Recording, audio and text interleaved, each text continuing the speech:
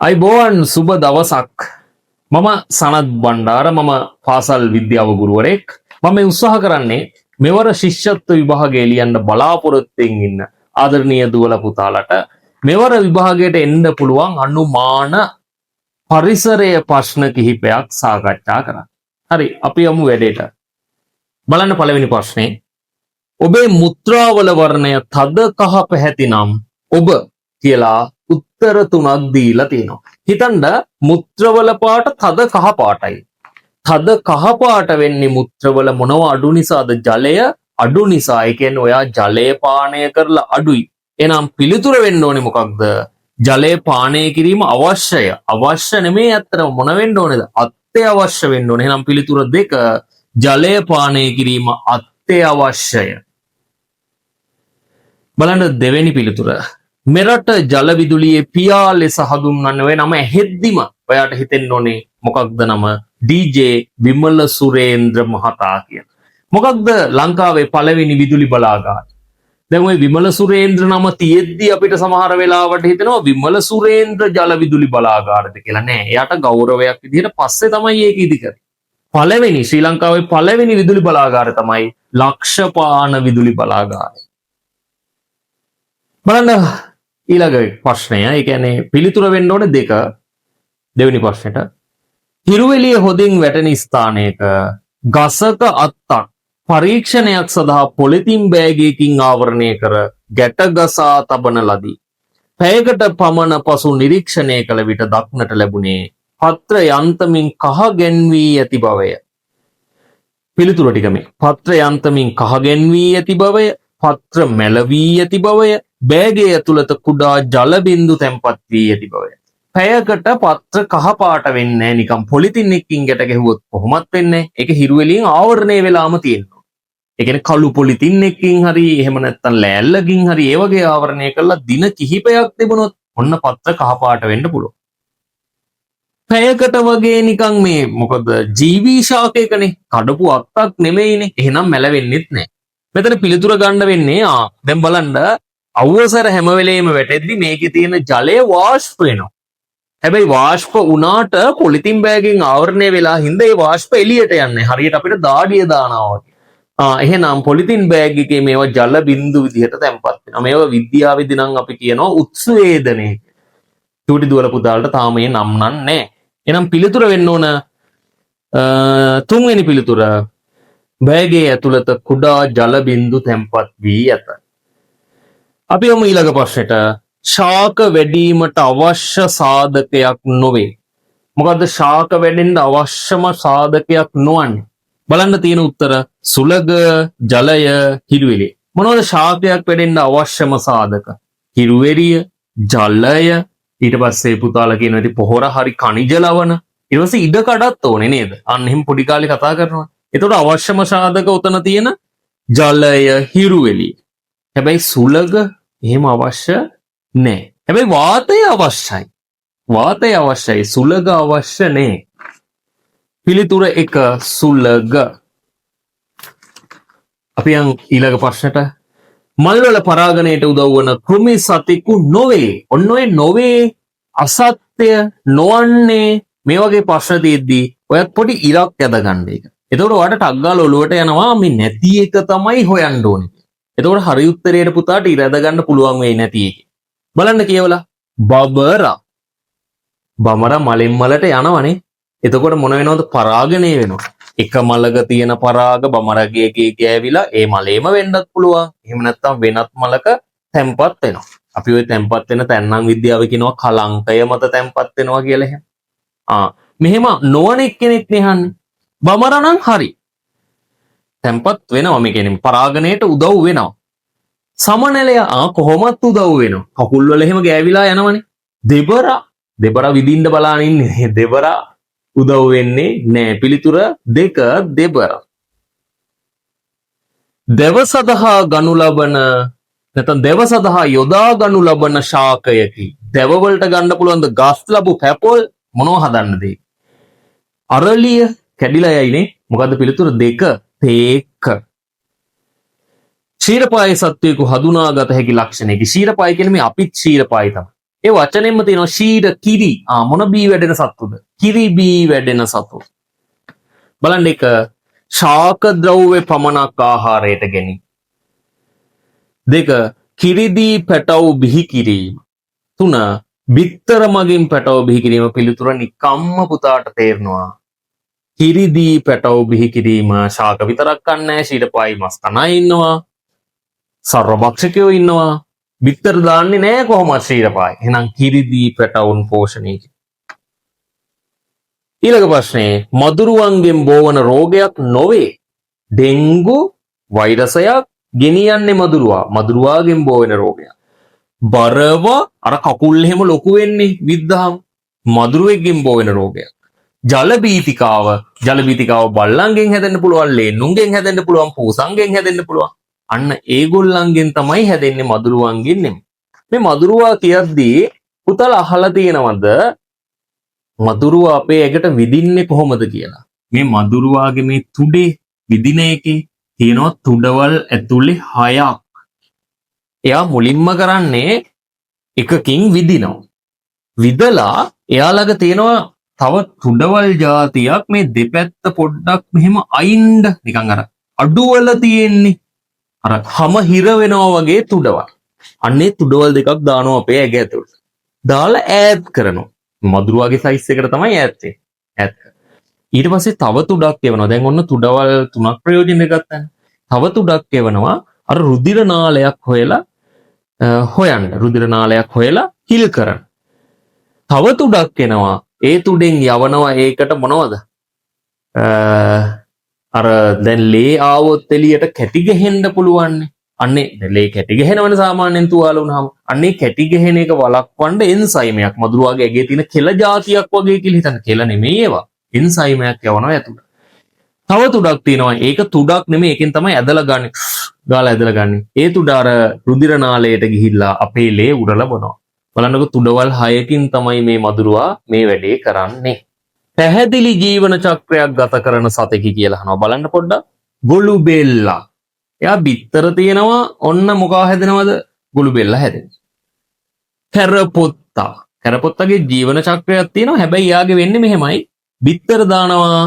ඊට පස්සේ කැරපොත්තකින් හැදෙනවා පියාඹන්න බැරි සුදු පාට චූටි පැටව. කැරපොතු පැටව. අපි යාලට සිෂුවා කියලා නමක් කියනවා. ඊට පස්සේ ඔන්න යාගෙන් කැරපොත්ත හැදෙනවා. හැබැයි ගෙම්බ ගත්තොත් එහෙම යාගේ නිකන් කැපිපෙන වෙනස්කම් වැඩි නේද? මුලින්ම බිත්තර හැදෙනවා. බිත්තර. ඊට පස්සේ ඉස්ගෙඩියා. ඊළඟට ගෙම්බ. එහෙම නැත්නම් ගෙම්බි හරි කමන්නේ. ආයෙ ගෙම්බ මොකද කරන්නේ? බිත්තර දා. බලන්න කැපිපෙන වෙනස්කම් හොදට තියෙනවනේ. එහෙනම් මෙයාව අපිට ගන්න වෙන්නේ මොකක් කියලාද? පැහැදිලි ජීවන චක්‍රයක් ගත කරන සතෙක් විදිහට. එහෙනම් පිළිතුර 2. බලන්න ඊළඟ ප්‍රශ්නේ. සතුන්ගේ පැවැත්මට අදාළ යහපත් මිනිස් ක්‍රියාකාරකම. ගස් වැවීම යහපත් නේද? උණු වතුර බිමට හැලීම. පොඩ්ඩක් බලමු කියලා. රසායනික පොහොර යෙදීම. එතනින් පැහැදිලිවම උත්තරයකට ගන්න පුළුවන් එක වඩාත් නිවැරදි. මොකද්ද? ගස් වැවීම. පහත සඳහන් කුමන ශාකය ස්වභාවිකවම අපට රසවත් පානයක් සකස් කර දෙයිද? බලන්න අදහස ස්වභාවිකවම රසවත් පානයක්. දෙහි තියෙනවා. ඒක ස්වභාවිකවම නම් නෙමෙයි, අපිට ඒක මිරිකලා හදා ගන්න වෙනවා බොන්න. දිවුල් තියෙනවා. දිවුල් කිරි, දිවුල් බීම හදා ගන්න වෙනවා. තැබිලි තියෙනවා. තැබිලි හදන්න දෙයක් නෑ. ගත්ත ගමන් බොන්න තමයි තියෙන්නේ. එක් බීජයක් පමණක් ඇති පළතුරකි. නෙල්ලි තියෙනවා. දැක්ක ගමන් ඔයා මතක් කරන්න නෙල්ලි ඇට එකයි තියෙන්නේ, බීජ එකයි. මැංගුස් ඇතුලේ ඇට කිහිපයක් තියෙනවා. දිවුල් ගොඩක් තියෙනවා. පිළිතුර නෙල්ලි 1. ජලයෙන්, සුලගින් හා සතුන් මගින් ව්‍යාප්ත වන බීජ පිළිවලින් ඇතුළත් පිළිතුර වන්නේ කියලා අහනවා. බලන්න. හොර, පුව, අබ. මුලින්ම ජලයෙන්. ජලය ඊළඟට සුලග ඊළඟට සතුන්. දැන් අපි බලමු. හොර, පුවක්, අබ. හොර එහෙම කිව්ව ගමන් පුතාට තේරෙනවනේ හුලකින් එන එක ගන්න බෑ. හොල්. හොල් වතුරට වැටිලා වතුරේ ගලාගෙන යනවා. ගහගෙන යනවා. හොර සුලකින් තමයි. කජු සත්තු තමයි අරන් යන්නේ පුහුලනේ. පුහුලනෙත් එක්ක කජු වැටෙත් යන්නේ. එහෙනම් පිළිතුර 2 පොල්, හොර, කජු. බලන්න ඊළඟ ප්‍රශ්නේ. ගෙවත්තේ භෝග වගාවට හානි කරන කෘමීන්ගේ පැමිණීම වැළැක්වා ගැනීමට වගා කරන ශාකයක් වන්නේ මොනවාද? දහස් පෙතියා. දෙවෙනි පිළිතුර. කරපිංචා එහෙම නෙමෙයි. බලන්න පුතාලා ඊළඟට තියෙනවා රූපයක්. මෙම රූපයෙන් දැක්වෙන්නේ කියලා අහලා තිනවා. බලන්න ඔයාලට පේනවා රූපේ මෙන්න මේ වගේ රූපයක් තියෙනවා. ඒක උඩ බෝලයක් තියෙනවා. බලන්න මේ රූපෙ දිහා හොඳට. මේ වගේ හැඩයකට කියන්නේ මොන තලයක්ද? ආනත තලයක්. මේ තියෙන්නේ මොකක්ද? ආනත තලයක්. කප්පියක් කියලා අහලා තියෙනව නේද? මොකක්ද කප්පියක් කියන්නේ? අර වතුර අදින්න එහෙම භාවිතා කරන්නේ ලිං වල බොලොක්ටි කියලා ගමේ කියන්නේ. ඔන්න ඔහොම එකක් තමයි කප්පියක් කියන්නේ. මෙහෙන් අදින්න පුළුවන්. පිළිතුර 2 ආනත තලයකි. ඊළඟ ප්‍රශ්නේ චන්ද්‍රග්‍රහණයක් සිදුවන්නේ. ළමයි චන්ද්‍රග්‍රහණයක් කියන්නේ චන්ද්‍රයා පේන්නේ නැහනේ. මේක සිද්ධ වෙන්නේ මොන දවසකද? චන්ද්‍රයා තියෙන දවසක කියන්නේ පුර 15ක දවසක. කොහොමද මේ චන්ද්‍රග්‍රහණයක් ඇති වෙන්නේ? ඔයාලා දන්නවා සූර්යයා වටේ පෘථුවිය භ්‍රමණය වෙනවා. මේ පෘථුවියට අයිති උපග්‍රහයෙක් තමයි චන්ද්‍රයා. එතකොට පෘථුවිය වටේ කවුරු භ්‍රමණය වෙනවද? චන්ද්‍රයා භ්‍රමණය වෙනවා. මේ භ්‍රමණය අතරතුර මෙහෙම දෙයක් වෙන්න පුළුවන්. බලන්නකෝ. මෙන්න තියෙනවා සූර්යයා. මෙන්න තියෙනවා පෘථුවිය කියලා හිතන්නකෝ. මම කොහොම අදින්නම් නිකන් පේන්න ඔයාලට පොඩ්ඩක් පෘථුවිය කියලා. දැන් ශ්‍රී ලංකාවක් තියෙනවා ඒ චුට්ටක් පේන්න වගේ යන්දා. දැන් මේ පෘථුවිය වටේට චන්ද්‍රයා භ්‍රමණය වෙනවනේ. ඔන්න ඔය භ්‍රමණය අතර මෙහෙම භ්‍රමණය වෙද්දී චන්ද්‍රයා දැන් භ්‍රමණය වෙනවා හරි. එතකොට චන්ද්‍රයාව අපිට පේන්නේ කොහොමද කියලා ඔයා දැනගන්න ඕනේ. දැන් චන්ද්‍රයා මේ හරිය ඉන්නවා කියලා හිතන්න. මගේ මේ අත තියෙන හරිය, මගේ මේ පෑන තියෙන හරිය චන්ද්‍රයා ඉන්නේ. මේ හරිය. දැන් මොකද වෙන්නේ? සූර්යාගේ ආලෝකේ චන්ද්‍රයාට වැටෙනවා. චන්ද්‍රයාගෙන් ඒක පරාවර්තනය වෙනවා පෘථුවියට. අපිට ලස්සනට පේනවා චන්ද්‍රයා.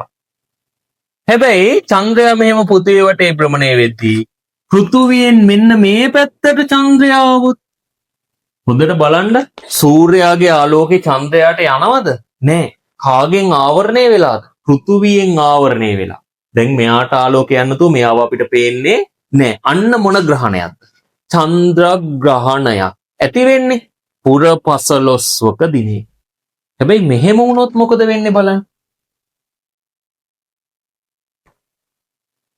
චන්ද්‍රයා මෙහෙම කැරකි කැරකිද්දි මෙන්න මේ සූර්යයයි පෘථුවියයි අතරට චන්ද්‍රයාවොත් බලන්න මොකෝ වෙන්නේ කියලා. දැන් පෘථුවියට සූර්යාගේ ආලෝකෙ වැටි වැටි තිබුණා. හැබැයි මෙන්න මේ කෑල්ලට මේක ඉදිරියට මෙන්න මේ පෘථුවිය මේ කොටසට මුළු පෘථුවියම නෙමෙයි. පෘථුවිය මෙන්න මේ කොටසට සූර්යාගේ ආලෝකෙ දැන් වැටෙනවද? නෑ. කාගෙන් කවර් වෙලාද? කාගෙන් ආවරණය වෙලාද? චන්ද්‍රයාගේ ආවරණය වෙලා. ඒ ආවරණය හින්දා පෘථුවියට සූර්යාගේ ආලෝකය එන්නේ. ඒ කියන්නේ සූර්යව පේනවද නැද්ද? සූර්යව පේන්නේ නෑ. සූර්යව පේන්නේ කවුද ගහිලා තියෙන්නේ? සූර්යාව. කාගෙන්ද? චන්ද්‍රයාගේ හේවණැල්ලේ. මොකද්ද ග්‍රහණය? සූර්යග්‍රහණය. කවදද මේව ඇති වෙන්නේ? මේ මොන වගේ දවසකද මේක ඇති වෙන්නේ? මේක ඇති වෙන්නේ අමාවක දවසක. හේතුව හිතන්න පුළුවන් නම් හිතන්න චුට්ටක්. චන්ද්‍රයා මේ වගේ ඉන්නවා කියන්නේ අපිට එදාට චන්ද්‍රයාව පේන දවසක්ද? නෑ. මේ කොටසට පෘථුවිය පේන්නේ. ඇයි පේන්නේ නැත්තේ? දැන් සූර්යාගේ ආලෝකේ චන්ද්‍රයාට වැදිලා පරාවර්තනය වෙන්න බෑ පේන්න. හැබැයි චන්ද්‍රයා එක ඍජුව ඉද්දි එහෙම පේන්නේ නෑ. ආවරණය වෙලානේ තියෙන චන්ද්‍රයාව පේන්නෙත් නෑ. හරි. දවල් වෙලාවකට සූර්යයා පේන්නේ නැති වෙන්න පුළුවන් ටික වෙලාවකට අන්න සූර්යග්‍රහණය. එහෙනම් හොඳට මතක තියාගන්න. චන්ද්‍රග්‍රහණයක් වෙන්නේ චන්ද්‍රයා හොඳට පේන දවසක හරිනම්. පේන්නේ නැහැ එදාට. පේන දවසක් කියන්නේ මොන දවසක්ද? පුර 15ක දවස. සූර්යග්‍රහණයක් වෙන්නේ චන්ද්‍රයා පේන්නේ නැති දවසක. කොහොමත් පේන්නේ නැති දවසක. පේන්නේ නැති කවද? අමාවක දවස. හැබැයි එදාට සූර්යයා පේන්නේත් නැහැ ටික වේලාවකට. ටික වේලාවකට.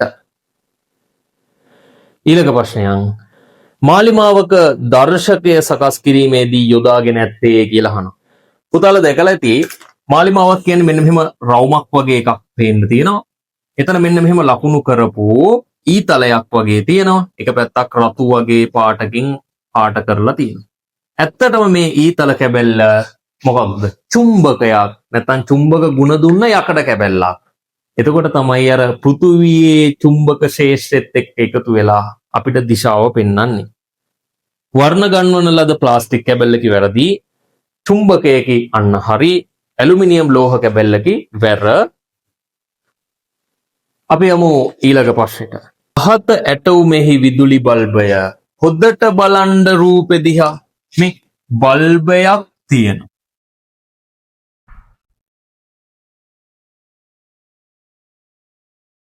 ඊට පස්සේ බලන්න මේක මෙන්න මෙහෙම නේද ගිහිල්ලා තියෙන්නේ.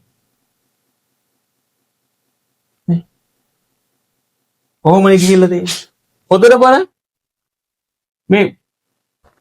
මේ කොතනින්ද මේ බල්බේ පටන් මෙතනින් පටන් දැල් වෙනවද?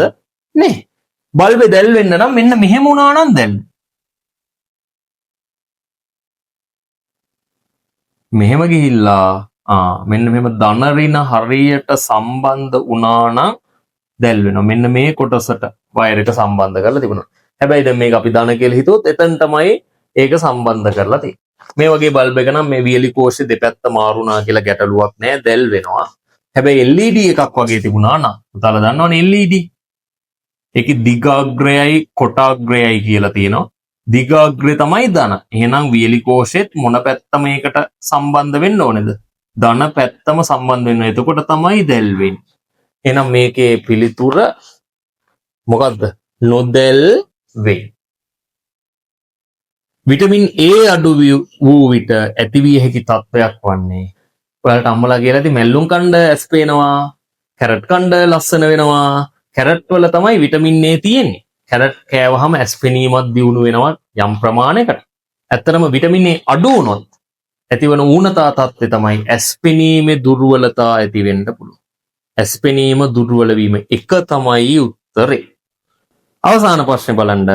ප්‍රමාණයෙන් සමාන නෙවුම් බිත්තර දෙකක් යොදාගෙන පරීක්ෂණය කළ විට බිත්තරය උඩ පාවෙන්නේ විනාකිරි දැමූ විට වීදුරුවක් තුලය, ලුණු වතුර දැමූ විට වීදුරුවක් තුලය, උණු වතුර දැමූ විට වීදුරුවක් තුලය. හොඳට කියවලා බලන්න. උණු වතුර දැම්මා කියලා විනාකිරි දැම්මා කියලා මේක පාවෙන්නේ. හැබැයි ලුණු වතුර දැම්මොත් ඕකේ හරිම විද්‍යාත්මක දේ තමයි දැන් ජලය තියෙනවා. බිත්තරේ ඇතුළට දැම්මොත් ජලයේ බිත්තරේ ගිලෙනවා. ජලය තුල බිත්තරේ ගිලෙනවා. හැබැයි ජලයේ තියෙන ප්‍රමාණය වැඩි කරොත් ඕකට නම නම් කියන්නේ ඝනත්වය කියලා. ජලයේ දිය වෙලා තියෙන දේවල් වැඩි කරොත් ඝනත්වය වැඩි වෙනවා. බිත්තරේට වඩා ජලයේ ඝනත්වය වැඩි වුණාම බිත්තරේ උඩට ඇවිල්ලා මොන වෙනවද? පා වෙනවා. මම හිතනවා මම මේ අද කතා කරපු ප්‍රශ්න පත්‍රේ ඒ කියන්නේ පරිසරය ප්‍රශ්න කිහිපය ඔයාලට විභාගෙට හොඳ උදව්වක් වෙයි කියලා මේ ළඟදි දවසක ලියන්න ඉන්න ශිෂ්‍යත්ව විභාගෙට. එහෙනම් දුවල පුතාලා හැමෝටම ඔයා මහන්සි වෙච්ච ප්‍රමාණයට ලකුණු ගන්න ලැබෙන්න කියලා ප්‍රාර්ථනා කරනවා. ඔබ සියලු දෙනාටම තෙරුවන් සරණයි. ආයුබෝවන්.